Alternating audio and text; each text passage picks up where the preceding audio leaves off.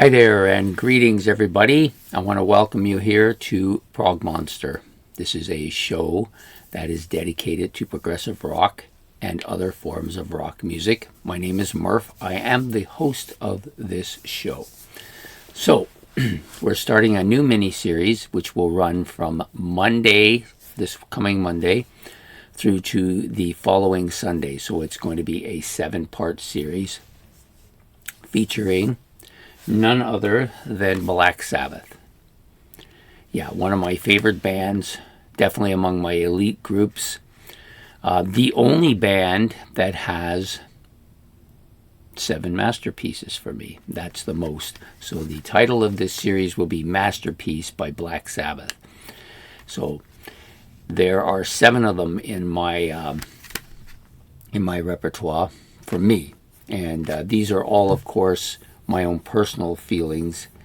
I grant them this masterpiece status based on my own feelings about the albums and the group. I don't claim that these are the definitive masterpiece albums by them, even if that really is a term. I'm not even sure, but it is a common used term by people on the YouTube and people within this kind of how you want to say, this kind of genre or this kind of YouTube type, the community if you prefer. So I do have 7 of them, and I had to decide how to present them, and I decided since there's 7 of them, I'll do one of each episode, one episode for each of the 7 albums, and I'm going to do them. I rolled dice, and it's kind of random, so these are not in any particular order. They're not my least to my most favorite. They're not my most favorite to my least favorite. There's no ranking here at all. This is just me presenting them, and I rolled dice to determine which albums went first. And this one had the highest number on the dice, so it gets to go first. But it's not the least, nor is it the most. It's definitely in the middle somewhere. So anyways, the album we're going to be featuring at the beginning, for the beginning of this series, will be Sabbath, Black Sabbath's Volume 4, their 4th album, which was released in September of 1972. Great album. So basically what I'm going to do in this series is I will talk about some topics that I've drawn up for each of the albums. And today we're going to start by talking about the album and why it became a masterpiece and my own personal feelings about it. And then, as we go along, I'll talk about some of the outstanding tracks on the album, how this album has changed in my view over the years, and what its current status is now with me. Okay, so first of all, about the album. So this album was released, of course, September of 1972. Features Ozzy Osbourne on lead vocals, Tony Iommi on guitar, Geezer Butler on bass, and of course Bill Ward on the drums. Their 4th album, obviously, Volume 4. Already by 1972 they had 4 albums, all excellent albums. This one, I believe it was produced by them and Patrick Meehan. So at this point in time, they still had people helping them make their albums. This one is absolutely fantastic. As we all know, it's a masterpiece. Otherwise, it wouldn't be in this series. How it became a masterpiece with me is that in the early 80s, when I discovered Black Sabbath, well, actually, that's not entirely true. I did know about them prior to that, going back all the way back to probably 1972, which is the year of the album. That's when I first sort of discovered them through a friend. Me and my best friend at the time. I was 9 and he was 8. I think that's how it was. Well, I was 8 and he was 7. One of the other two. I don't remember exactly. Anyways, his parents had bought him a little transistor radio, and his mother had gotten him a recording, a cassette recorder. And we used to record what we could get off of the cassette, off of the transistor radio. We would turn it on, set it as best we could, and then we would record everything. That was the sophistication of our music genre. And at that time, we just recorded stuff we heard. And we kind of were leaning towards rock, but we didn't really know if that's the way we wanted to go. So we would record lots of different stuff. And one of the songs, his mother actually had bought him a K-Tel album called Pop Songs of the 1970s. It was a purple album. And on that was a Black Sabbath. Believe it or not, they were on a pop album. Yeah, okay. Anyways, the song was Paranoid. That was my first kind of introduction to the band of Black Sabbath, with this song, Paranoid. And I liked it, but I didn't play it that much because he had the cassette and not me. So anyways, that was my beginning with Black Sabbath. Later, it became much more intense in the late 70s when we started to branch out from our Kiss obsession, if you want to call it. And Black Sabbath was one of those bands. Maybe the first, well, I don't know. I think maybe Styx was the first band that we broke out to, but Black Sabbath was among the first two or three anyways. Rush was another one of them. So probably those three. Queen, those are probably the four bands we broke out to. And I started listening to little bits here and there, but nothing really kind of serious. I didn't own any albums until I bought Heaven and Hell in 1980. And then I started going back, and this was one of the albums I went back to. So at that time, by the time 1980 rolled around, we were no longer kind of naively connected to Kiss in a way that was not good for us. We started to expand our horizons. At the beginning, we would both decide on a couple of albums by a band. He would buy one, I would buy the other. And then he would tape. We bought boxes of cassettes, and he would tape his, and I would tape mine, so that we both had both albums, and we only had to pay for one each, which was good. That was the routine we had. So I don't remember if this was one of the ones he taped or one of the ones he bought, but I remember having this album on vinyl at one point. So it started out with me liking the two tracks, Supernaut and Tomorrow's Dream. Those were the first two. Then I began to listen to this album more. Even Changes I didn't mind back then. But some of the other stuff at the bottom of the disc, Cornucopia, St. Vitus Dance, Under the Sun, Here Every Day Comes and Goes, those tracks I didn't listen to nearly as much. Kind of got to Supernaut and kind of put the album away at this point. But for the beginning, Wheels of Confusion, Tomorrow's Dream, Changes, FX, and Supernaut were the ones that I got into. As I started to move along and listening to stuff, I started getting more intense. I would sometimes play albums in the dark for hours at a time while I was reading and listen to them. And this became one of those albums.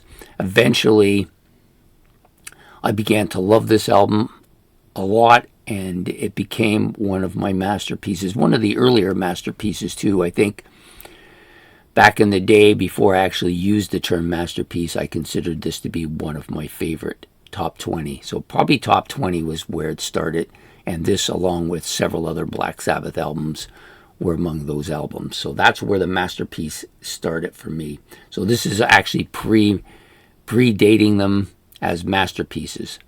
So in that time period, I didn't call them that. The word masterpiece actually didn't come into play probably until the year into the time period where my daughter was born, and I was driving and doing a lot of work outside and driving for a living, and I started listening to a lot of albums, and I started thinking, yeah, this album's great. It's almost a masterpiece, and that's when it began. And I started saying, okay, well, which albums of mine are masterpieces? And this was one of those first ones. So that's how it started. And so now I don't need to repeat that with some of the other ones as well. Personally, I love this album. I think the production is a little bit murky. Not terribly murky. Like, you can hear everything. It's not a problem. But you can just see that it's got that early 70s kind of murky sound to it, but the songs are incredible. This album has one of the best list of songs of a lot of albums that I've listened to. Later, I became more listening more to things like Snowblind and Cornucopia and Under the Sun. Love all these tracks. St. Vitus Dance, Vitus, I guess it's Vitus. I think it's Vitus. Yeah, I think it's St. Vitus Dance. Really good album. Lots of really, just really incredibly beefy stuff too for this time period. Really heavy. To me, the outstanding track on this is still Supernaut, even though it was the first one I liked. It's just so heavy and beefy. The guitar tone is incredibly strong on this particular track, dominating pretty much. And you know, Sabbath at that time wouldn't be Sabbath without Ozzy's voice. It was so unique and so absolutely perfect for the sound of the music that they did in that time period. Just really incredible. So personally, I still love this album a lot. It's still an album I go to fairly regularly. It hasn't really changed too much for me over the years. I mean, I don't listen to it as much as I did earlier on, but I still have that feeling for it. And every time I listen to it now, because I think this is a remastered edition. I don't know for sure, but I think it is. The sound is better on here, and sounds much better with the headphones than it used to sound when I was younger. And there's things I'm still hearing on here that I didn't hear before. Little noises and little stuff on here that I just didn't hear before. So its current status with me is still masterpiece. No chance of it not being a masterpiece. I think it's got all the credentials. It's got, at least for me, masterpiece has to have that one or two fantastic songs with a lot of really strong supporters. Has to have been around at least 3 years or more. It has to have been a number one for at least 3 years or more. And it still has to be something that I regularly go to. And it has all those qualifications in abundance. So for me, excellent album. Wheels of Confusion, which is the Straightener, which is the opening track. Such a catchy track. Beefy as all hell. Hard. And the thing about this album, too, is it has a couple of songs on it, like Laguna Sunrise and I think The Changes, which are both not heavy songs at all. Laguna Sunrise is actually a classical guitar bit, and people used to label Sabbath as a heavy metal band, which, I can see why, because most of the stuff on this is very heavy. However, they weren't afraid to do those classical bits, those folky things, those progressive elements, even like FX is just a noise, but it leads up to that start of Supernaut. I've always connected those two together. It's kind of a weird sound. It's almost a Floyd-ish thing, right? It's just a little bit of noise. And Floyd were really good, exceptionally good at using noises to enhance the music direction of the album. And this, I don't know if it's quite Floyd-ish, but it certainly, to me, every time I think of Supernaut, I can't hear it without that FX in front of it. Just the way it is. Tomorrow's Dream, another kind of scrapey, kind of muddled kind of guitar noise. Great lyrics. I love this song. Snowblind, of course. Many consider it to be the best track on the album. I can argue with it. It's a matter of personal taste, of course. And I do like Laguna Sunrise. I think it's one of those songs that displays that Tony Iommi wasn't necessarily just this heavy metal guy. He was a guy who wanted to try different sounds and have different sounds on the album and do stuff that were outside of that box. And Laguna Sunrise is a classical bit and a good one, I think. So there you have it. This is the first episode of the series. It's going to be a little bit longer because of all the explanations. But I hope you will enjoy this series as much as I'm going to enjoy doing and talking about these albums that I've come to love and made into masterpieces. So if you have, please like and subscribe. Any comments about this particular album or any of other Black Sabbath albums that you want to talk about, or anything about Black Sabbath you want to talk about, put them in the comment section below.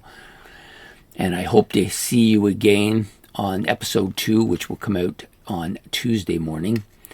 Please don't forget to hit the notification bell. That will remind you of the coming of that episode. And we will see you again on Tuesday. So have yourself a good night. Take care and goodbye.